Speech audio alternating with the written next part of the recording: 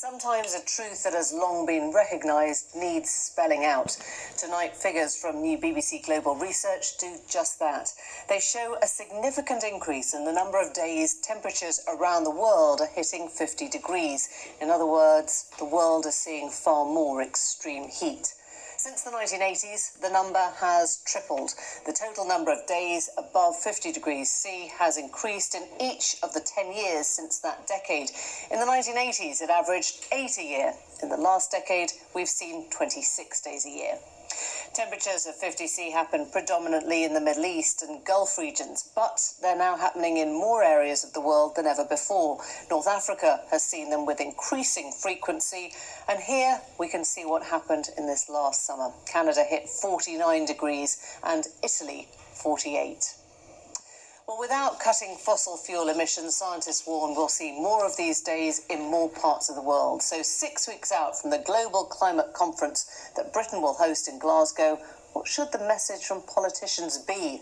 And are they prepared to say it out loud? Or we're joined now by our political editor, Nick Watt. Nick, what are you hearing? Well, you do hear criticism, Ellie, that this has not been the most energetic run-up to that COP26 conference. You think back to 2009, Gordon Brown travelled the world in the run-up to the UK chairmanship of the G20, and he did manage to broker a significant fiscal stimulus. Now, obviously, it's much more difficult to travel at the moment. The government does say that Alok Sharma, who's the UK COP26 president, has been very energetic. He may not be the flashiest politicians, but they say he's very effective. A lot of travel. He's recently been in China, and Boris Johnson will be travelling too. He's going to go to the UN General Assembly in New York. He will be having lots of bilateral meetings on the fringes of that in the run-up to COP26.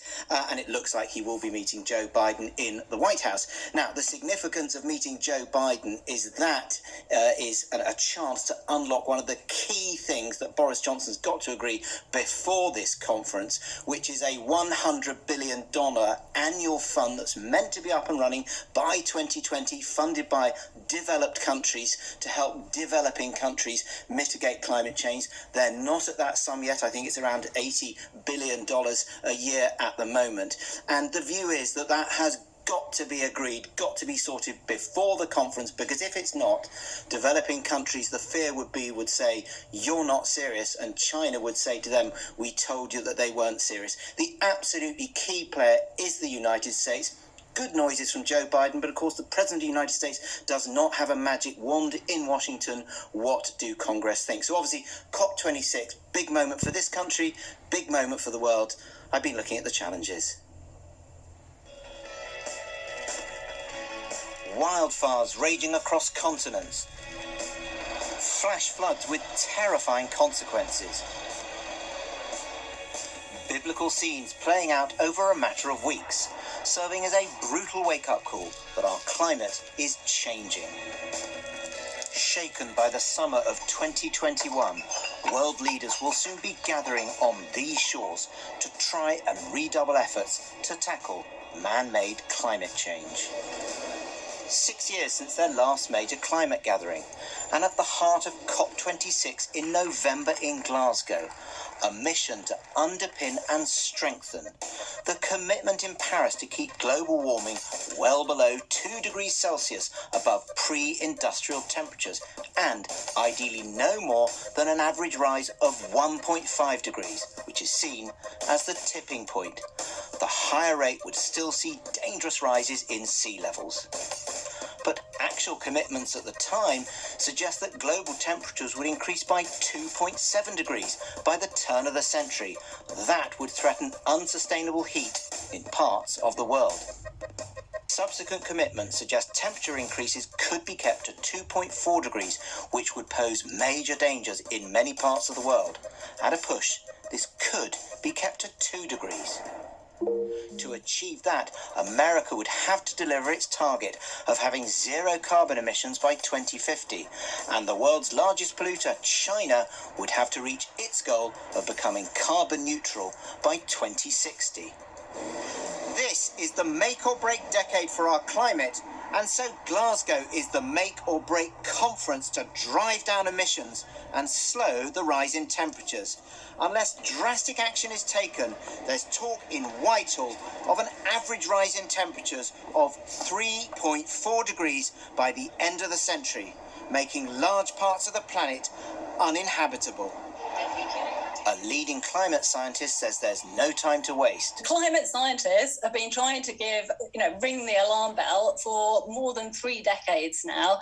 And, sadly, we're now starting to see the impacts of climate change around the world, affecting lives and livelihoods and pushing species, if not entire ecosystems, to the brink of extinction. Climate change is a real threat. And the worst bit of this is that it is entirely predictable. There are not many global catastrophes that we can predict. This is one of them. And even more, it's entirely preventable. That's why it's so critical that our global leaders really do lead. Unfortunately, I think it's not... The Greens are highly critical of the UK's preparations for the summit. I am very worried that we are on the trajectory of throwing this conference away. I don't want to say that we have or we are, because there is always hope. There's still 8 weeks to go. But the pressure, believe me, between now and the end of October has to ramp up in an extraordinary way to make it really clear to Boris Johnson that there are consequences of failing on this climate agenda, personal consequences for his leadership, as well as much bigger consequences for many, many people around the globe. So if this is the make or break decade, what are the consequences of this conference not working? The consequences of throwing this conference away are hardly contemplatable, in the sense that we are talking about consigning many millions more people to absolutely compromised livelihoods. We are looking at more death and destruction right across the globe. We are looking at an environmental catastrophe. I think he's done a great job. A Conservative backbencher believes the government is working well ahead of the conference. I think we've had huge leadership from the Prime Minister right across the board on the environment, with the Agriculture Act, the Environment Bill that's going through Parliament this winter. These are hugely important bills which have the environment right at the heart of them. And he's led on COP26, but we've got a great president. And that's what you do if you're a leader, is you get the right people in the job and you let them get on with it. I think Alok Sharma's doing a great job. An economic hub which once had a global footprint. A struggle in recent decades in Glasgow, but unmistakable signs of the challenge facing world leaders as they seek to change our ways. That was Nick Watt, and we're joined now by the Shadow Business Secretary and former Climate Change Secretary Ed Miliband, and we'll also be speaking to Philip Dunn, Conservative Chair of the Commons Environmental Audit Committee. Welcome to you both. And if I can start with you and go back to what we heard from Nick right at the beginning, which was this $100 billion, a big lump sum to the developing world, and we think that they're 80 billion in. That is a huge inroad to have made. No, it isn't. No, it isn't. Look, this was promised 12 years ago, this $100 billion. And look, the thing you've got to understand about these summits, we're the host of this summit. Your success and your ability to manage this summit depends on your moral authority. And what we've seen this year, I'm afraid, is perilous and an absence of leadership. So when you cut overseas development aid, and you're the only G7 country to do it, vulnerable countries, poor countries look at you and say, are you serious? Are you serious about what you're trying to do? And I'm afraid right the way along, saying you've got to power past coal, flirting with a new coal mine, not having a green recovery, right the way along, we've seen an absence of leadership. Now, I don't despair. This summit's got to succeed, and it isn't too late. But there are some things that the Prime Minister's got to do. And the first thing is, Emily, you can't just leave it to Alok Sharma. He's a good guy, Alok Sharma, right? But this is about a Prime Minister. He's got to take charge of this in the next 2 months. What he's doing, he's going to speak to Joe Biden, because fundamentally this rests with the US president, and that's where the rest of it comes from, it doesn't just rest with the US president. It rests with Australia. So you don't do a trade deal with Australia and say, well, you can drop your temperature commitments from the trade deal. It doesn't matter. It doesn't bother us. You go to China, because, look, China is absolutely fundamental. Where Alok Sharma's just come out from. But the Prime Minister should be going to China. Look, it's really important for your viewers to understand what this summit is about, because there's lots of sort of mirage here. We've got to halve global emissions in this decade, right? And global emissions, absent COVID, are currently rising. No country is doing enough anywhere around the world. But you've got to grip this. I was at the Copenhagen summit, right? Hosted by the Danes, obviously. But Now, from the wreckage of that summit, Gordon Brown didn't do everything right, but one thing he did was he took charge of that summit in the last 24 hours to try and get something out of it. You know, of course, COVID has been front and centre. I understand that, but you got to step up. He's got to step up. But him, Raab, Sunak, they've all got to step up. This has got to be cross-government, and it hasn't been so far. This Prime Minister does have a knack of pulling things out of the bag, whether it's the social care plan, which came very, very quickly, albeit many would say late in the day, whether it's the vaccine programme, they got there. Let me tell you, let me tell you, this is not like that, right? This is the problem. This is the problem about Number 10's view on this. This is like 190 odd countries. This is like 190 dimensional chess, right? This is complex, fragile negotiations. This is based on trust. Why did Copenhagen fail? That was the summit in 2009. Yeah. It failed because of mistrust between the developing world and the developed world. Why did Paris succeed? Because the developing world trusted high ambition countries in the developed world and put pressure on everyone to succeed. Okay, now, we haven't built that coalition. Let me just tell you what's got to happen, because you might say, well, what do you want to do? Right. What does Labour want to do? Yeah, let me tell you. Yes. Let me tell you very clearly. Right. Deliver and exceed the 100 billion, because it's late. We should be going beyond the 100 billion. To where? What would you be delivering now? Some people say 150 billion by 2025, but look, you've got to... Would that be your pledge then? You give 125 billion to the developing world. We should work with other countries to go beyond the 100 billion. Secondly, vaccination. Look, the Prime Minister said that by the end of 2022, every poor country, every developing country will be able to have vaccination. We are way short of that. You've got to deliver on vaccination. You've got to put pressure on the big emitters, so you don't do dodgy deals with Australia. And lastly, Emily, just remember this point. Yeah. Lastly, you've got to deliver at home. Look, you've got to deliver a green recovery at home. We could actually close this emissions gap if the world got together and said, we are going to have a coordinated green recovery to do what Biden is doing. Because you will know that in 2019, there was a commitment to be net zero by 2030 under the former Labour leader. Now, it was ditched from the manifesto because the GMB union blocked it. You couldn't get it past your own unions. Well, let me tell you what the manifesto said. The manifesto said, rightly, that the substantial majority of our emissions will be cut by 2030, going well beyond what this government is promising. I hold to that commitment. But you came up against the unions, and the unions were the people stopping Labour from going as far as they wanted. And you're still in hock to those people. No, I don't see it that way at all. Look, you know what? I was actually at the Trade Union Council dinner tonight, and I was talking to somebody from one of the major unions. They get this point about the green recovery. Why? Because it's about the jobs of the future. And the thing we're not doing at home, Emily, it's really important for your viewers to understand this. What is Biden doing? He's saying $1 trillion investment over the next decade, $1 trillion.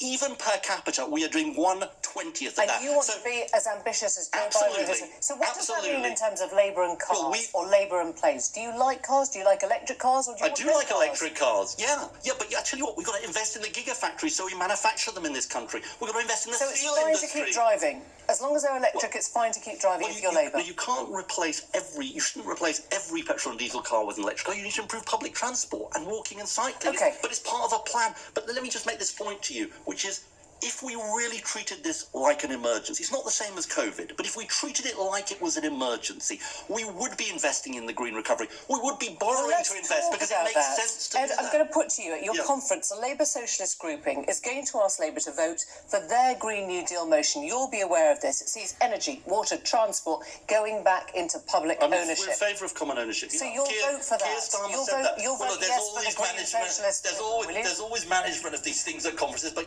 I can tell you we're in favour of common ownership. Energy, water, transport, all goes back into public ownership under Labour, is that right? Wait for the conference, but Keir Starmer said in his leadership campaign he was in favour of public ownership in those areas. We haven't changed that commitment. We haven't. And why is that? Let me just explain this to you.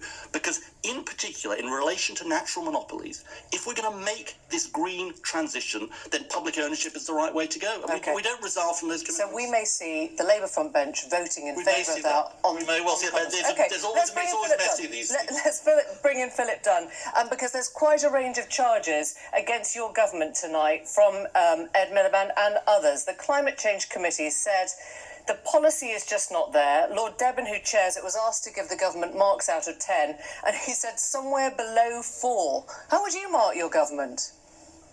So, Emily, as you know, I chair the Parliamentary Select Committee in the House of Commons that scrutinises government policy and its attempts to deliver against those policies. So I share some of the concerns about this pace at which the government is operating, but we have to reflect on the fact that we've just come through, hopefully we're close to the end of, an 18-month pandemic which has completely dominated government thinking, not just in this country, but all around the world. So I think for all Ed's expostulations about things not moving fast enough, it is not comparable to the 2009 or previous COP events, because the leader of the country that is hosting the event has had to deal with the biggest crisis although, to be fair, that East leaders ever had before. We saw what you could do under COVID, didn't we? We saw what you could do in terms of reducing carbon. Right. In your report earlier, it was very helpful, actually, to provide further evidence of the fundamental challenge that we face as humankind, that we are creating climatic changes which are going to have devastating effects right around the globe. And I think that is becoming crystal clear to people and everyone attending this conference, and it's bringing sort of consumers and voters around the country up to speed with the reality that some people, give him credit, Ed has recognised for some time. But I think I wonder if it's enough to be in the up way to in which speed. Ed has just done, this has all been the fault of the British Prime Minister, it's just missing the big picture. The big picture here is that we have a conference in Glasgow in 2 months' time where there is the opportunity for the first time in several years to bring the two major economies in the developed world, the United States under their change of leader, and China, given that they're hosting their own biodiversity COP in Kunming next year, the opportunity to make a substantive and material difference to the pledges that they've made before. And I think that's the opportunity.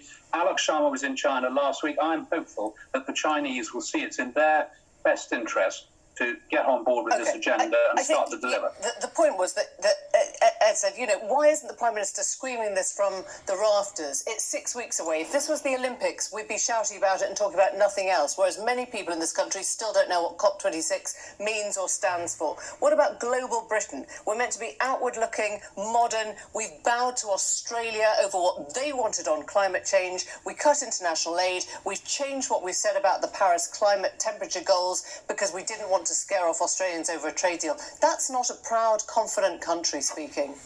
No, on Australia, I think you're jumping ahead of things. We don't know what the status of that negotiation is. My understanding is that both countries are reaffirming their Paris commitments in relation to that treaty. So I think I wouldn't believe all the speculation about that at this stage. But the reality is that we've got a lot of work to do, but we've got significant progress now, with something like 119 of the parties attending having given their national determined contributions. We've got until the 12th of October to get the other countries on board. This whole COP process is evolutionary from one conference to the next. It's not revolutionary, but this year we've got to make a step change in those commitments. I agree that there's more work to be done. That's why the critical countries are being engaged at the most senior levels through the G20, the G7, where the UK has been president, and therefore in a good position to bring countries on board, and getting China on board is critical. I'm sorry we can't go longer, gentlemen, but thank you both very much indeed. Thanks. So what is life like at 50 degrees? Imagine if this were not an anomaly but a regularity. If you had to work and travel, bear children, carry them in 50-degree heat. What does it do to our health? What does it do to our productivity? And what is it doing to our land? Our colleagues from BBC World Service, led by BBC News Arabic, have made a series of films looking at how humans are struggling with the increase in extreme heat in different parts of the world. And the series begins in Nigeria, where digging for water has become increasingly difficult, and where illegal gas flares lit by the oil industry burn unchecked.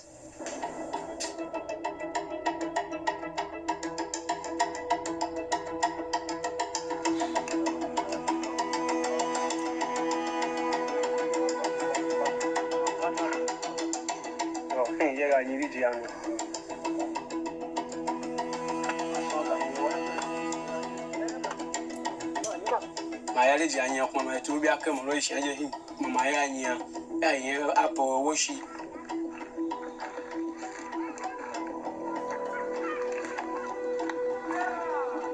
what I will gaskiya dole dodo woyo zadade dodo pianye ya dumba na hu ya woyu na sarapia hu ya cha bana hu wa gaga ko ya hu wa gaga.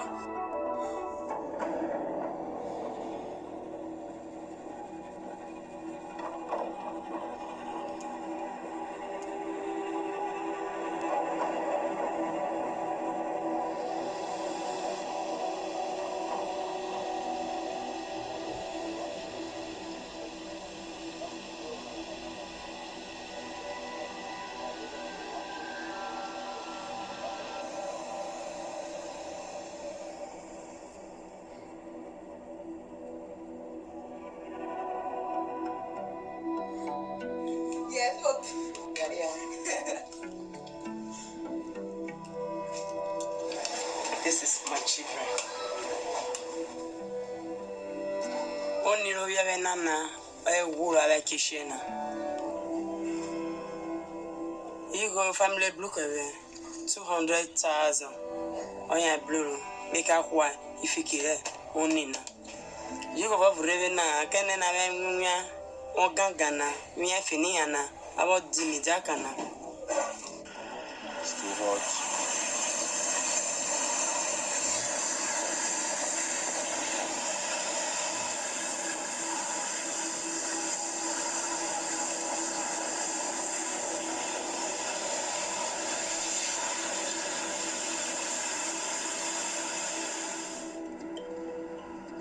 Irenang mama no ba mama you waste coffee. We kije yelu asa wo hele mona kona yinwa amenwa abasa wo hele e mama na.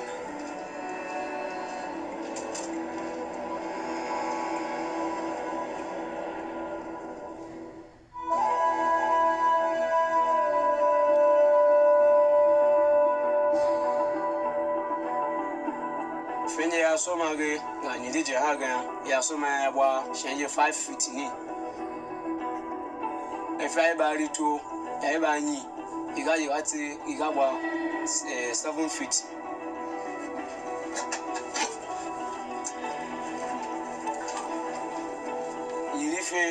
You got your got 14 feet. You got 19 feet.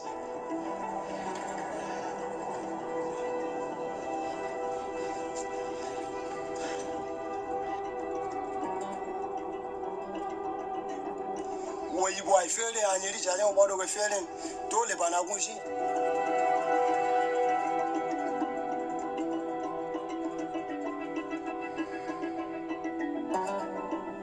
They got damage the pine, okay, but got damage the pine, and then you ask Gasa by a children.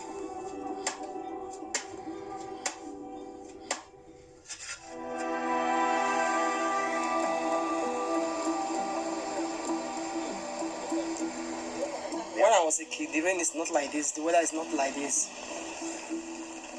But now, the weather has changed. Now, anytime, rain will fall. So I think that the life is not getting end. Finally, we are done. All the 2 days of hard work. This is it.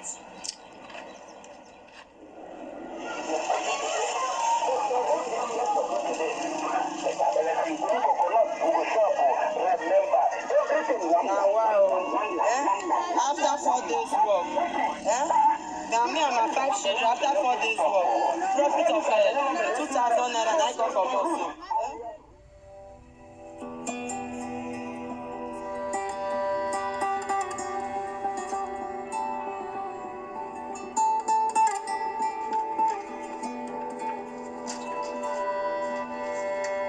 My weight na bole, so bole ba yati weight na iposhan iga suyan. Ama ye isadua nye twashe tushenje kekimwa no ya nwaje eshenje ye ba rukan je azabu ekimwa.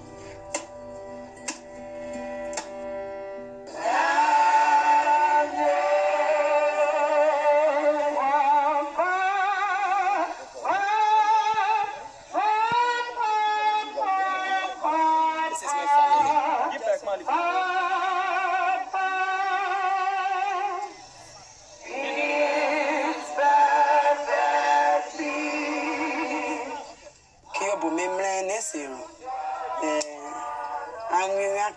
Iran and Ingme Lana. Women to attack my omelette and in maybe I did to attack my did it why. Okay, for your temperature in a miri no borova na.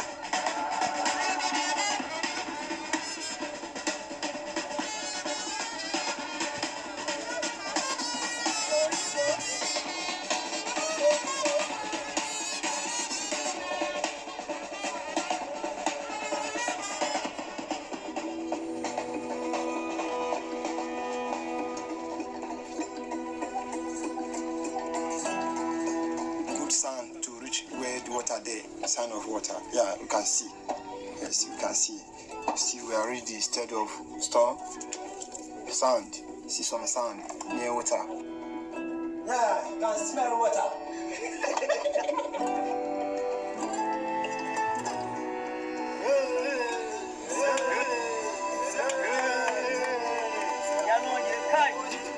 How deep is the well? The depth is 27 feet.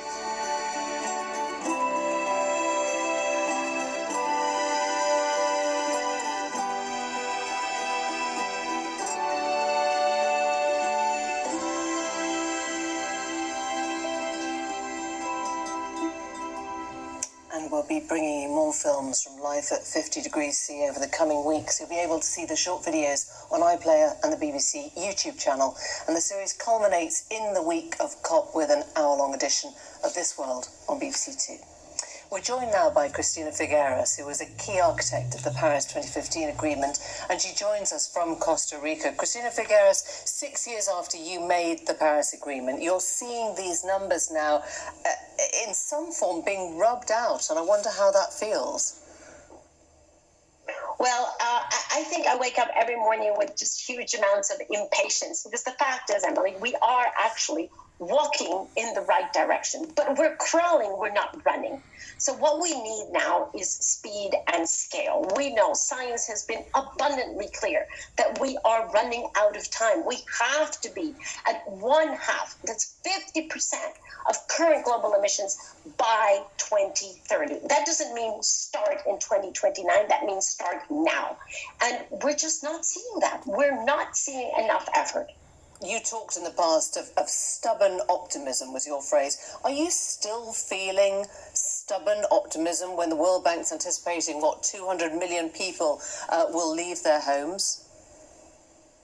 Yes, because you have to understand that plus many other realities that we're facing is exactly what we cannot accept. So when I talk about optimism, it is about rising, standing up to the challenge that is there, because we cannot sit back. We cannot sit back. We need gritty determination to get to where we need to get to. We cannot accept that large swaths of the planet will go uninhabitable. We cannot accept that Greenland is melting the way that it is melting now. I just came back from Greenland, 20 degrees centigrade and melting. We cannot accept that be established as a trend.